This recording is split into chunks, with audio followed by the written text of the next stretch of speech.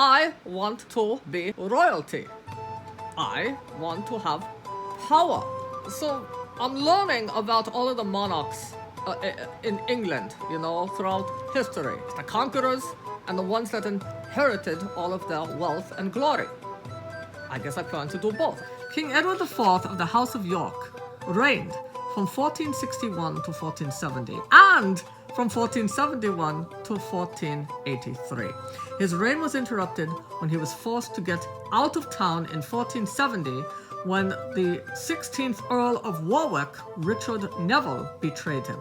King Edward IV took over the throne from King Henry VI and his behind-the-scenes Wizard of Oz, she-wolf, Margaret of Anjou. Ironically, Richard had helped Edward win the throne, a reminder to keep your friends close and your frenemies closer. Edward IV was back in action in 1471. This leads us to the story of the two princes in the tower. Edward IV had two sons, Edward V and the younger son, Richard. They were declared illegitimate by their not-so-loving uncle Richard III. Edward V reigned only for 2 months in 1483, although he was never crowned. He was banished with his brother Richard to the Tower of London, while Richard III ascended to the throne.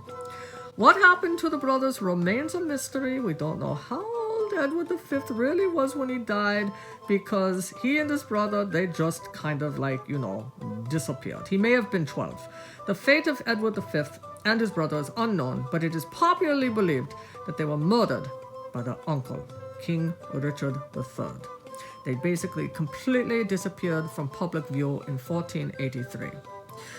They may have been smothered to death with their pillows. This inspired Shakespeare's Richard III.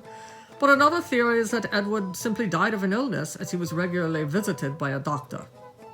Now let's move along to the saintly and wonderful and honorable King Richard III of the House of York, who reigned from 1483 to 1485. After the death of his brother Edward IV, Richard III was also ironically named Lord Protector of the realm for his young nephew Edward V. So, quote-unquote, Lord Protector, quicker than you could bat a protective eyelash, declared his nephew illegitimate and stole the throne for himself. What a nice guy. He got his comeuppance though. His reign was short. He was killed at the Battle of Bosworth by his successor, King Henry VII, which marks the end of the Wars of the Roses.